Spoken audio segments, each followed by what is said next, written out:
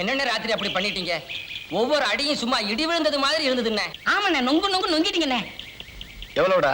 எனக்கு 8ண்ணே. எனக்கு 11. இந்தடா, நீ 8 வச்சுக்க, அவனுக்கு 11 கொடு, மீதி நீயே வச்சுக்க. வேற ஏதாவது யோசனை சொல்லுங்கண்ணே. எதுக்குடா? டவன் புள்ளைய துரத்தத்தான். பாவம்டா, ரொம்ப நல்லவளா இருக்கா, என் மேல நல்ல அபிப்பிராயம் வச்சிருக்கா. இருந்துட்டு போட்டும். என்னடா சொல்றீங்க? நீங்க சொன்னா சரியா இருக்குங்கண்ணே.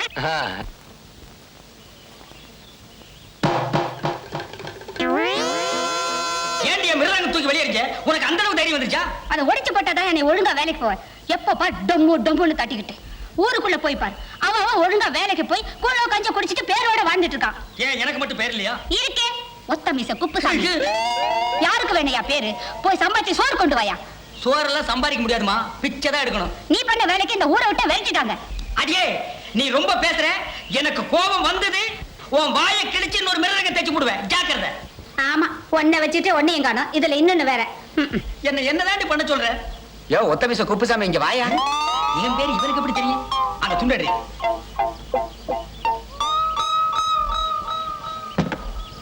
ஏன் எது கூப்பிட்ட?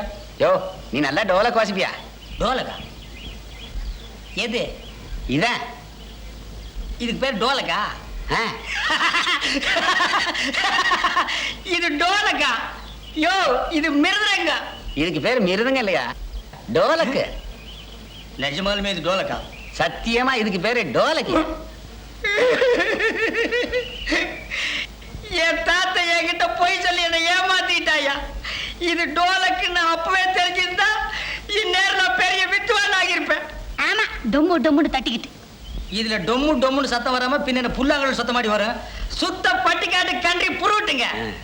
என்ன ஊர் ஊரா போய் வித்த காட்டுறோங்க. எங்க கூட வந்து இது வாசிச்சீன்னா தினமும் உனக்கு 20 ரூபா தர்றான். தினம் 20 ரூபாய்னா 10 நாளைக்கு 200 ரூபாய் ஆச்சு. ஏங்க ஒரு 30 ரூபா கொடுங்க. அக்கா, ஒரு 30 ரூபா கொடு. எதுக்கியா? என் பொண்டாட்டிக்கு வீட்டு செலவு கொடுத்துட்டு நான் உங்களோட வந்துடுறேன். ஏண்டா, இங்க வா. வெளியூரெல்லாம் வேண்டாங்க, நீங்க என் பக்கத்திலே இருங்க. பக்கத்திலே இருந்தா பட்டினி தாண்டி கிடக்கணும். நமக்கு நல்ல காலம் பிறந்துருச்சு. இத புடிடி.